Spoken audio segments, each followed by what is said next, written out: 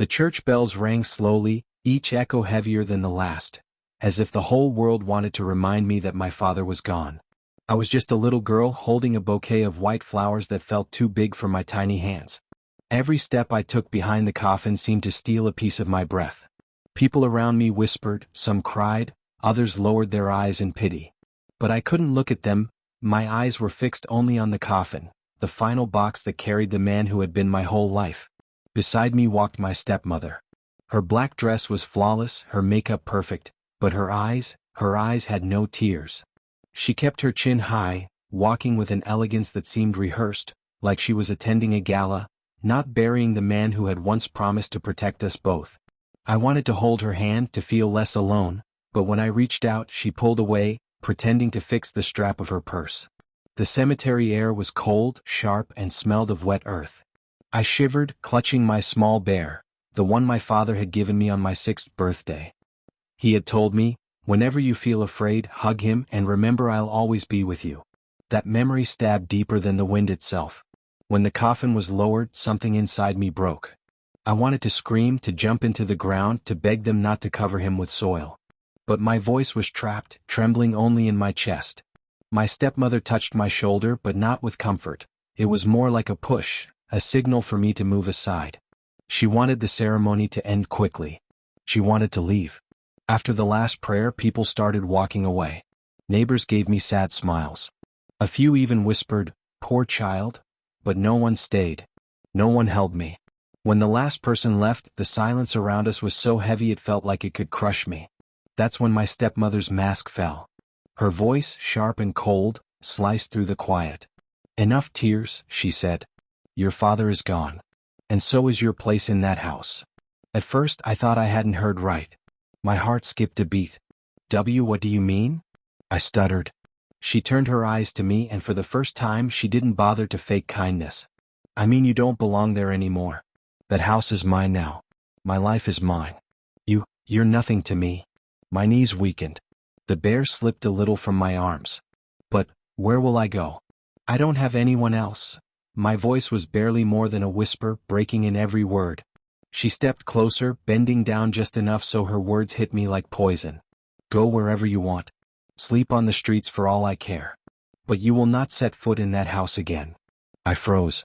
My father's house, my room, my toys, the kitchen where he made pancakes on Sundays, all of it ripped away with one sentence.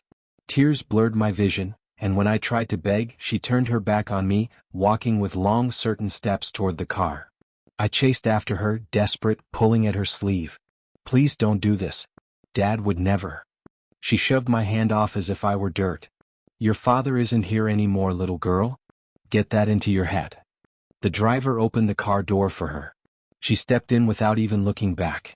The door slammed shut, the engine roared, and in seconds I was left alone in the cemetery.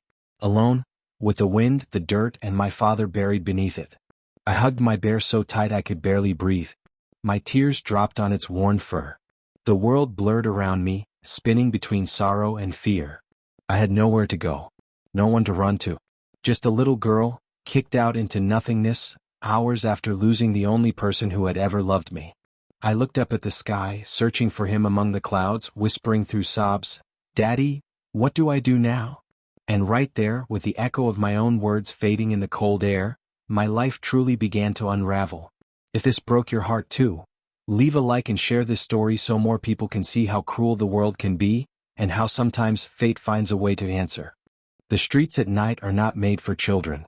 The stones felt harder under my shoes, the shadows stretched like monsters, and every sound, a dog barking, a car door slamming, the whisper of the wind, made me tremble.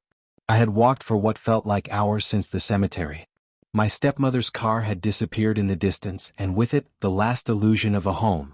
I held my bear tighter, pressing its worn head against my cheek as if it could warm me. The air was biting cold, the kind that made my fingers stiff and my breath turn white. Every window I passed glowed with yellow light. Inside, I imagined families sitting around tables, mothers serving soup, fathers laughing with their children. I wanted to knock on a door, to beg someone to let me in just for one night. But my father always told me, "Not everyone is kind, sweetheart. You must be careful." And so I kept walking, invisible in a world that no longer had a place for me. Hunger clawed at my stomach. I couldn't remember the last time I had eaten. At the funeral, I had been too lost in grief to touch the food. Now every smell, bread, roasted meat, even the faint sweetness of pastries from a closed bakery, was torture. I pressed my hand against my stomach, trying to quiet the growl. I reached a small park. The swings creaked in the wind, empty. I sat on one, the chains cold against my palms, and let my feet drag in the dirt. The silence here was heavier, broken only by the occasional rustle of leaves. I imagined my father pushing me on this swing like he used to in another park when I was smaller. I could almost hear his voice, "Higher, my little bird, higher." The memory made my chest ache so badly I curled up, pressing my forehead against the cold metal. As the hours dragged on, my body began to tremble uncontrollably. I knew I couldn't stay here. I needed shelter. I spotted an old bus stop nearby with a small roof and broken bench. It wasn't much, but it would shield me from the wind. I walked over and sat down, pulling my knees to my chest, wrapping my arms around them. My bare rested between my chin and knees, soaking up my tears. I watched the empty streetlights flicker, some glowing faintly, others dead. I wondered if maybe God was watching me the way I used to pray with Dad before bed. "Please, God," I whispered, my voice raw. "Don't let me die out here. Please send someone." But no one came. Instead, memories did. I remembered the last morning with my father. He had coughed a lot, but he still tried to smile. He sat on the edge of my bed, his hand brushing my hair away from my face. "No matter what happens," he told me, "you are stronger than you know. And you will never be truly alone. Someone will always hear your cry." At the time, I didn't understand why he said that, but now those words clung to me like the last thread of hope. The night grew darker. My eyelids burned with exhaustion, but fear kept me awake. What if someone bad came? What if I disappeared and no one ever knew what happened to me? I thought of my stepmother, sitting comfortably in the warm house that used to be ours. Did she even think of me now? Or was she too busy counting money and jewelry that belonged to my father? Anger burned inside me, mixing with the fear. I wanted to scream at her, to tell her she couldn't erase me just because Dad was gone. But all I had was silence, broken sobs, and the sound of the wind in the trees. Eventually, exhaustion won. I curled up tighter on the bench, shivering, and closed my eyes.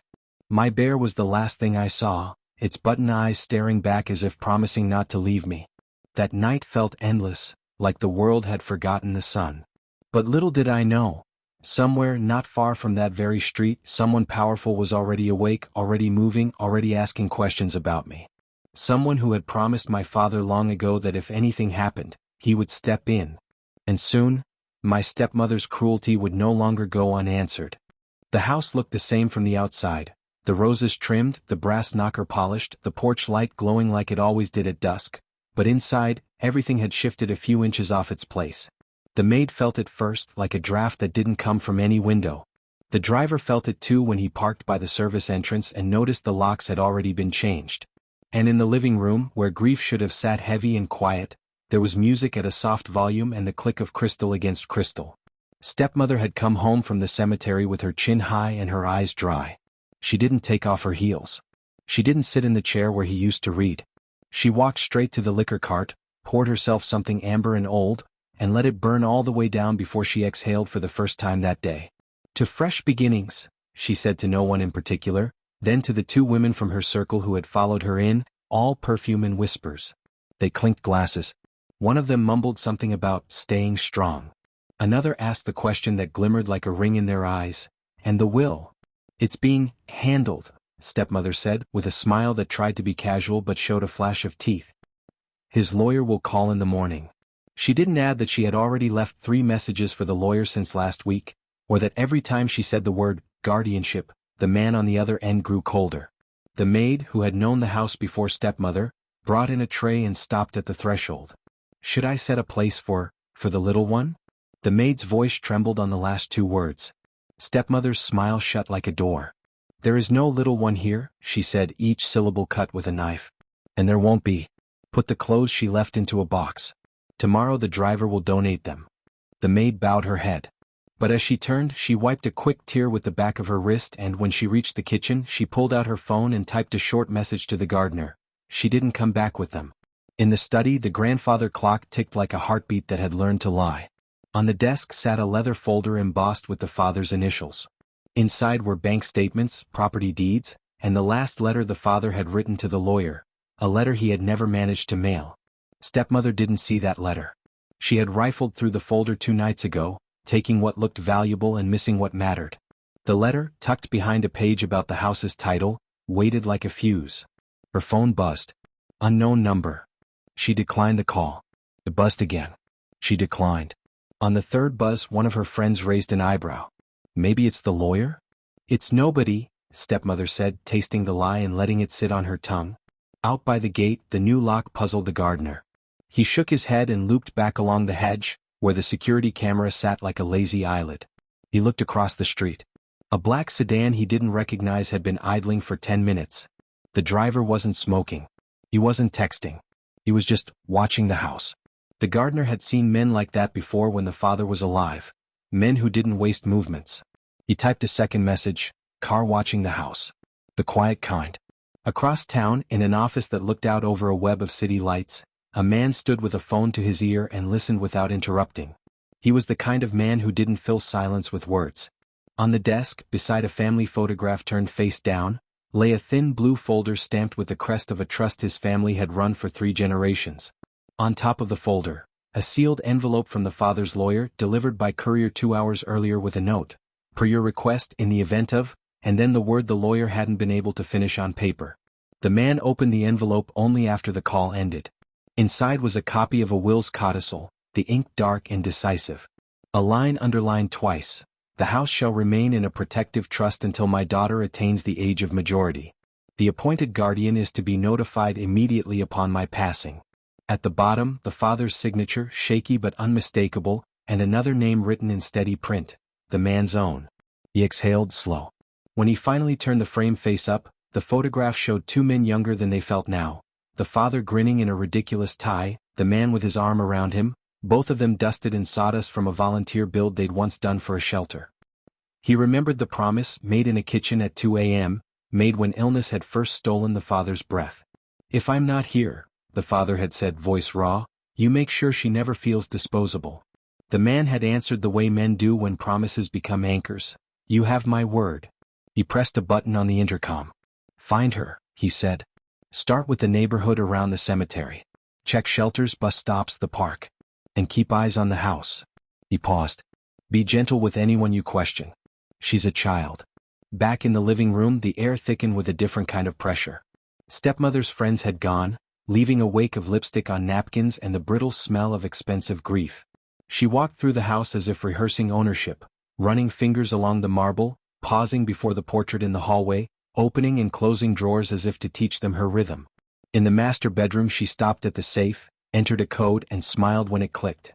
Inside, a velvet pouch, a stack of papers, a key on a ribbon. She took the key and slipped it into her dress pocket. The papers she only glanced at. Titles, account numbers, a card with the lawyer's office embossed in silver. Another knock at the front door. Not the soft rat-tat of a friend, not the impatient rhythm of a courier. 3 even knocks, measured. The maid hurried to open and found a man in a dark suit, hat in hand, standing under the porch light. He didn't try to look past her into the house. He looked at her like people forget to do with staff. Good evening, he said gently. I'm looking for the lady of the house. I was asked to deliver this personally. He held up a small envelope. On the front, the father's name and a date from a month ago. The maid's throat tightened. She took the envelope and carried it like a warm cup to the study. Stepmother tore it open. Inside was a single sheet from the lawyer's office. Reminder, please confirm the appointment for tomorrow regarding guardianship documents and the trust established for your stepdaughter's welfare. At the bottom, a handwritten line from the lawyer.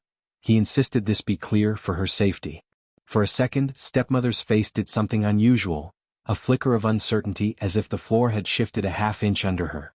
Then it hardened. She crumpled the note and tossed it toward the trash. It bounced off the rim and skidded under the desk, lodging beside the corner of the leather folder where the father's unsent letters slept. She called the lawyer. Voicemail. She called again, crafting a version of herself that sounded reasonable, benevolent, wronged. I'm very concerned about the child. She lied so smoothly she almost believed it. She ran off after the funeral. We must act quickly to protect the estate. She hung up and stared at her reflection in the dark window. Somewhere outside, the black sedan eased forward half a car length and stopped again. In the kitchen, the maid folded the little girl's sweater. She hesitated, then slipped the sweater into her own bag. Just in case, she thought, and her eyes darted to the back door, to the street beyond, to the possibility that a 7-year-old might be somewhere cold. The gardener's phone buzzed. A reply to his second message lit the screen. Stay near the front. If anyone asks, you didn't see her at the cemetery. But if someone kind comes asking, tell them exactly what you saw. He nodded, even though no one was there to see him. A breeze that wasn't a breeze moved through the house. The sense of attention, of someone's gaze sliding over blueprints and timetables and exits. Stepmother felt it enough to draw the curtains, to lower the volume of the music, to walk back to the safe and count the papers again. She told herself it was paranoia. She told herself the world had always belonged to people like her because they knew how to speak louder, how to step harder. She told herself the child was small and the city was big. On the street, the sedan's taillights blinked once as the driver received a text. Found her. Bus stop by the old park, shivering, clutching a toy bear. Approaching with care. Will update. The driver forwarded the message in silence to the man in the high office. And in that office, the man didn't pour himself a drink. He put on his coat, picked up the blue folder and turned off the light. At the door he paused, hand on the frame, and said to an empty room the words he had promised to deliver if this day ever came. I'm coming, little bird. And I'm not coming alone. Back at the house, stepmother finally let the music die. She stood in the quiet, one hand in her dress pocket curled around the ribbon key, the other hand pressed flat on the safe as if to feel its steady, faithful cold. She didn't hear the black sedan glide away. She didn't see the maid glance at the street through a slit in the curtain and allow herself, for the first time that day, a breath that didn't hurt. Somewhere between the house that had forgotten how to be a home and a bus stop that had never been one, the city exhaled. The pieces were in motion. The toast she had raised an hour ago, to fresh beginnings, soured on her tongue. And a car with purpose in its engine took a corner fast, heading toward a little girl and the truth that would soon be shouted where everyone could hear it. The city had that late-night hush that isn't quiet at all, tires whispering on wet asphalt, a siren far away, the breath of neon on puddles. The black sedan cut through it with purpose, not speed. In the back seat, the man held the blue folder on his lap and watched the blur of streetlights like beads sliding off a string. Bus stop by the old park, the driver said softly. Pull close, not close enough to scare her, the man answered. Let Mara go first. The car eased to the curb. Under the shelter, a girl in a thin dress was balled up on the bench, a bear tucked under her chin like a promise. The woman from the front seat, Mara, deliberate and warm, stepped out with a wool blanket folded over her arms. Hi, sweetheart, she said from a couple of steps away, palms open. It's cold. May I sit? I didn't answer right away. My throat felt like a scraped knee. But the blanket looked soft, and the woman didn't come any closer until I nodded. When she wrapped it around me, the heat of it made me tremble harder. That's when I realized how cold I'd been. There we go, she whispered. Better. My name is Mara. I work with a friend of your dad's. I lifted my face. In the car, a man watched us without blinking. He didn't look dangerous. He looked decided. Mara knelt to my eye level. He knew your father very well, she said. He's kept a promise since the day you were born. Would it be all right if he came to say hello? The man stepped out slowly as if getting closer to a bird. He didn't reach for me. He took off his coat and laid it like a small tent over my knees before he spoke. Hi, he said, and his voice sounded steady enough to stand on. I'm Daniel. Your father and I built a half-crooked bookshelf together once and laughed about it for years. He smiled, not with his mouth but with something that softened his whole face. He called you little bird. He made me promise, if he couldn't be there I would. The way he said little bird cracked something open inside me that wasn't just grief. I gripped the bear. He did, I whispered. On Sundays. On Sundays, Daniel echoed like an agreement with the universe. He crouched so that his eyes were level with mine, and flipped open the folder just enough to show a corner of a photograph. 2 men covered in sawdust, laughing with their mouths wide open. My father and him. No pretending. No performance. May we take you somewhere warm? He asked. We'll call the lawyer from there. And then, his jaw tightened with something that looked like a promise finally coming due. We're going to your house. I nodded. My legs tried to stand and nearly didn't. Mara's hand was there, gentle under my elbow. Between the blanket, the coat and the bear, I felt like I was carrying a small fort. In the car, warmth fogged the windows. As we pulled away, the park tilted behind us like a page turning.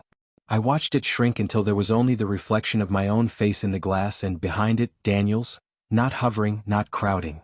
Just there. "Do you like pancakes?" he asked. "On Sundays," I said again, and he let out a breath that almost sounded like a laugh. At the house, the porch light still made the brass knocker glow as if nothing in the world had changed. Inside, everything had. The maid heard the car door close and met them halfway down the hall. Her eyes landed on me first, wet and fierce, then on Daniel, searching his face for the kind of authority that isn't about money. Whatever she found there steadied her. "I kept her sweater," she blurted, and then seemed surprised to hear her own voice. I didn't want to." "You did right," Daniel said. "Thank you." The living room smelled like a party that had lied about why it existed. The glasses on the cart still caught the light like little traps. In the study, the grandfather clock counted beats as if grief had a metronome. And in the doorway, framed by the warm lamp and the cold window, stood stepmother, spine iron straight. "You," she said, the word dressed like a question but thrown like a stone. "Me," Daniel answered. He had the folder under his arm, one hand free. The free hand didn't shake. "This is private property." "It's protected property," he said, and the calm in his voice was the kind that draws other voices to it. "By trust. Established by your late husband for his daughter's welfare. You received reminders about today's appointment. You also received a moral education you've chosen to ignore." She laughed, a small silver sound brittle at the edges. "Welfare? Trust? Don't be dramatic." The child ran away. "I have been out of my mind with worry. You barge into my home at midnight with theatrics." Daniel didn't look at the clock. He didn't look at her dress or her makeup or the way she positioned herself between the room and the safe. He opened the folder and laid papers on the desk one by one, not in a rush, not like an assault. He placed the codicil in the center like a flag. "Read," he said. "Or don't. We'll have the lawyer read it to you." He tapped his phone speaker on. A voice answered that room like a judge taking a seat, tired, precise, unhappily awake. "Mrs. Delaney," the lawyer said, "you missed our appointment regarding guardianship and the housing trust for your stepdaughter. As per the documents signed and witnessed." "Put me off speaker," she snapped. "No," Daniel said, and the single syllable landed like a stone in a pond. "You'll hear it. So will the staff. So will anyone who's going to be asked questions in the morning." I stood just inside the doorway, half behind Mara, the blanket still high under my chin. The room seemed suddenly full of air, so much of it I couldn't catch a piece to breathe. The maid's hand found mine and squeezed. "As per the document," the lawyer continued, "the residence is not yours to dispose of. It is held in trust until the child reaches majority. Mr. Reyes." "That's me," Daniel said. "Is appointed as guardian ad litem with broad discretion over her welfare. No one has the right to remove her from the premises or deny her access. Any such attempt is a violation and will be treated as such. Do you understand, Mrs. Delaney?" Stepmother's mouth opened, then changed its mind. Her eyes flicked to the safe. The ribbon key in her pocket pressed against her leg like a hot coin. "She's manipulating you," she tried. "He always had a soft spot for broken things. You think he wouldn't lie to you too?" "Don't," Daniel said quietly. And then louder, not for the lawyer, not even for her, but for the walls and the windows in the house that needed new instructions. "This house is not yours. This child is not disposable. Her father loved her, and he wrote it down in ink you can't scrub out." The words broke out of him like something that had waited months for a mouth. For a heartbeat, the room itself seemed to be listening, the tick of the clock pausing, the window's reflective darkness looking back. Stepmother's chin tipped up. "You can posture all you want," she said, but the polish on her voice was cracking. She left on her own. She went to friends. The lie stumbled, found no ground. "I have always cared for her. Ask anyone." "We will," Daniel said. He looked at the maid, at the gardener peering from the hall, at the driver by the door, at Mara, at me. "We are." He bent to the leather folder on the desk and slid a stuck page loose. Something thin and white slipped with it and fell to the floor. A letter with the father's handwriting like a river that refused to straighten. The maid gasped. Daniel picked it up carefully as if it might bruise. "I didn't see that," stepmother said too quickly. Daniel read the first line, then the second. His throat moved once. He passed the page to the lawyer on video with a brief scan. The lawyer's inhale came crisp through the speaker. "Dated, 3 days before he was hospitalized," the lawyer said. "Addressed to my office. He reiterates guardianship, expresses concerns about the stepmother's temperament. It's unambiguous. Something in me floated a half-inch above the ground, not flying yet but not stuck. Daniel turned to me. "Would you like to go upstairs?" he asked. "Your room is exactly as you left it. The house will remember you tonight." Stepmother stepped forward, a hand flashing out before she remembered to make it graceful. "She is not." "She is," Daniel said, and the steel came back to his voice. "And you will step aside." For a second no one moved. Rain began to tick against the window, a sound like someone drumming fingers on a table while deciding who they wanted to be. Then the maid guided me toward the stairs, every step a rediscovery, the framed picture of my first day of school, the notch on the banister where Dad had banged it with a toolbox, the smell of lemon oil and laundry detergent that didn't know how to be sinister. At the landing I looked back. Daniel stood in the center of the room like a nail the house was built around. Stepmother's beauty was still there, but it had lost its choreography. "Keys," Daniel said, hand open. "To the safe in the car. You'll receive instructions from council by noon. Until then you will not remove a single box. If you try, there will be officers here faster than you can rehearse a smile." Her fingers twitched at her pocket. For a moment she seemed to weigh that small ribbon key against the size of the room and the weight of the words in it. Then, with a brittle little laugh that tried to pretend this was all beneath her, she placed the key in his palm. Upstairs, the maid opened my door like she was lifting a bell jar. Everything was where I had left it, only cleaner. The bed smoothed, the night light still shaped like a moon, the book on the pillow with the ribbon marking the place where Dad had stopped reading last time. I put the bear down, then picked him up again just to make sure he came with me into the room. The sweater the maid had saved lay folded on the chair. I touched it and felt something in my chest loosen, one knot among many. Downstairs, voices rose and fell, the lawyer laying out steps, Daniel speaking low with Mara, stepmother insisting she would call someone important and discovering names are only spells if they're true. Then a moment later, a different sound, the front door opening, air shifting, a car idling close. Another arrival. The gardener's muted voice floated up the stairs. "Sir, there's a second vehicle. Unmarked." Daniel's reply carried, "Steady. Let them in. We're not hiding. We're documenting." I sat on the edge of the bed and pulled my knees under the sweater. The moon night light hummed. My bear's button eyes reflected 2 tiny points of glow. For the first time since the cemetery I could imagine sleeping and waking and having the world still be there. Some truths must be spoken softly to be heard. Others, the ones that fix a roof and straighten a frame and throw open a door, need to be shouted so the house remembers how to hold. Tonight the truth had a voice, and it was on my side. Morning didn't arrive all at once. It seeped into the room the way warmth does into cold hands, slow, gentle, patient. I woke to the sound of a kettle somewhere downstairs and the faint clatter of plates, and for a second my chest panicked, forgetting where I was. Then I saw the night light shaped like a moon, my book with the ribbon where Dad had stopped, the sweater folded on the chair, and the bear, face up beside me like a small guard who had made it through the whole night without blinking. I slid my feet to the floor. The wood was warm. Someone had turned on the heat early. My door was cracked open. In the sliver of hallway beyond it, the house felt different, like the long corridor on a ship finally pointing to shore. I stepped out and smelled butter on a hot pan.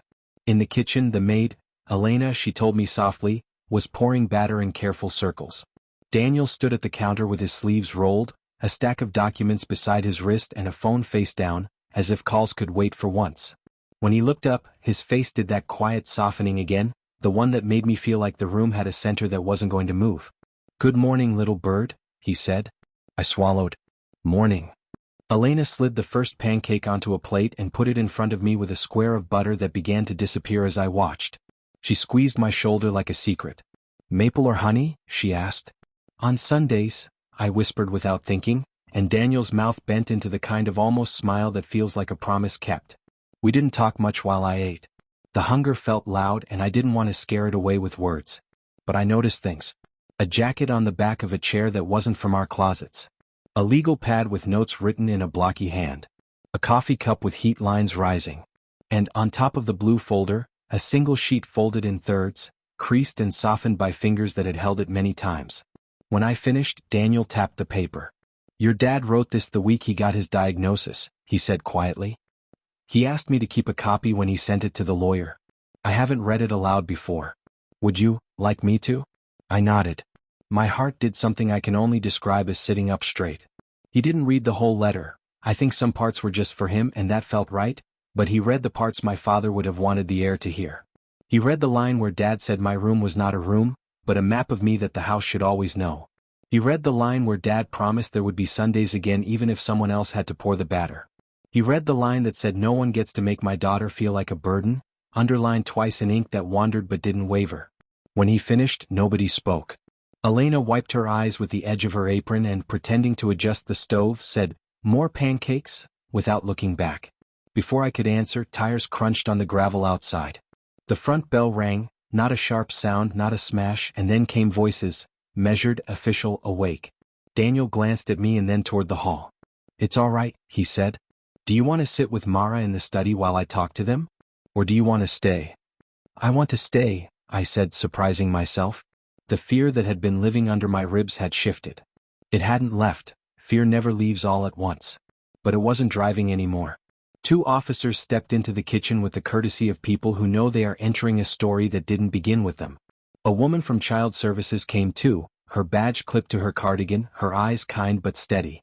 Behind them, the lawyer's assistant, a young man with a briefcase and a haircut that tried to be brave. Daniel nodded to each, names exchanged like tools. The officer did most of the talking. A temporary protection order, immediate restoration of access for the child, a notice that the trust controlled the property and contents until a hearing. The words were heavy furniture being placed in the right rooms.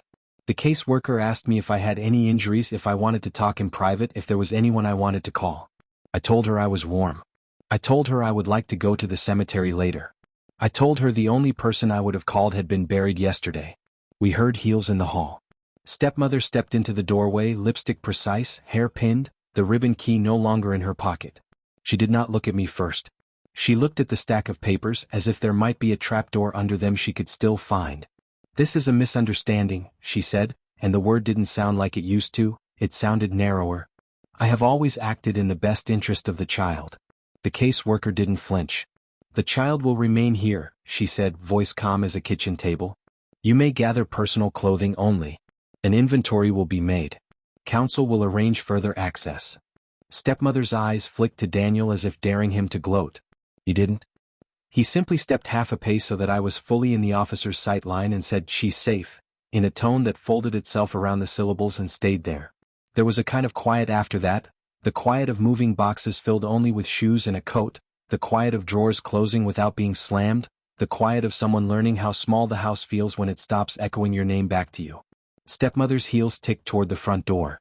She paused, hand on the frame, and turned her head as if some script might still be saved. "You're making a mistake," she said to Daniel. He didn't answer her. He looked at me. "You want to come with me?" he asked. I stood.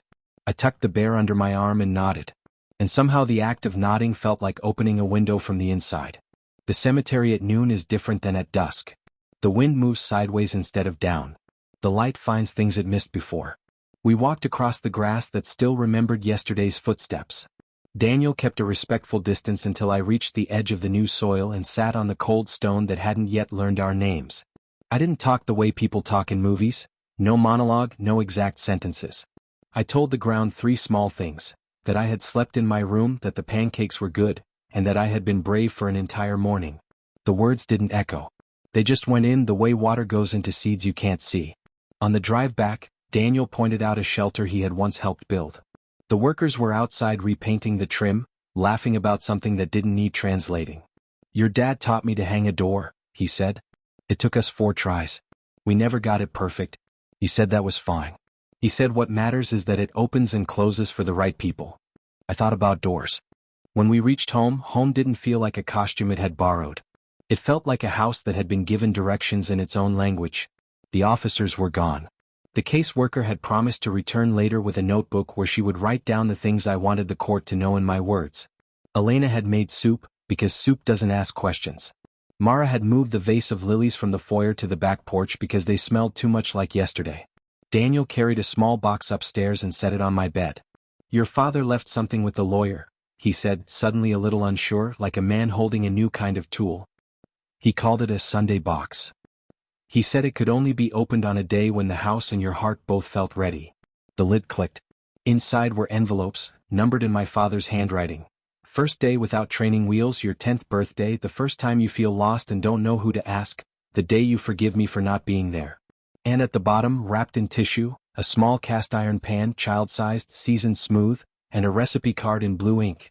Pancakes, any day that needs to feel like Sunday. I didn't cry right away. I touched the envelopes, reading the titles like they were chapters in a book I already loved. Then I traced the pan's handle, still cool, and the tears came, but they didn't break me, they gave me shape. That evening, Daniel took a call in the study with the door open. His voice was low, measured. Words like hearing, temporary custody, school, counseling drifted into the hallway, not as threats but as scaffolding. When he hung up, he didn't come in with new rules. He came in with 2 mugs of cocoa and asked if I wanted to pick where the family photograph should go. Here, I said, pointing to the hallway where the light from the stairs makes a square on the wall at sunset. So it remembers to be warm. He nodded like I had said something wise. Maybe I had. We ate at the small table in the kitchen. Elena told a funny story about a cake that wouldn't rise. Mara taught me how to fold dish towels so they look like swans that don't fly away. Daniel didn't make big speeches. He looked at my face when I spoke and asked a second question that proved he had listened to the first. Later, when the moonlight light was on and the bear was back in formation under my chin, I thought about the title of this day if it were a chapter in a book. The House That Learned My Name. Or maybe just Sunday, even if it wasn't. Doors had been shut loudly in my life. Today one opened the right way. Not perfect, a little squeak, a small stiffness at the frame, but it opened and it closed for the right people. And sometimes that's all a beginning needs. Before sleep came, I whispered toward the ceiling the only prayer I could manage without shaking. Thank you for sending someone who keeps promises. A car slowed outside, then passed, and the night settled into that soft city quiet that isn't quiet at all. But inside the room, inside my chest, there was a stillness I recognized, like the moment the batter first hits the pan and the whole kitchen understands what's being made. Tomorrow we would go to the lawyer's office. Papers would be signed. A judge would listen. More boxes would be opened, some metaphorical, one very real, marked books. Her room. We would decide about school and where the photograph goes and whether the bear needed new stitches. We would practice Sundays on Wednesdays if we wanted to. For now, the house knew me again. And I knew that when the truth needed to be shouted, it had found a voice that wouldn't go hoarse. I fell asleep holding the recipe card. If this story touched you, if you believe no child should feel disposable, support our work at Christspire. Like, comment, and subscribe to help these stories reach more people, and share this video with someone who needs a reminder that promises, when kept, can change a life.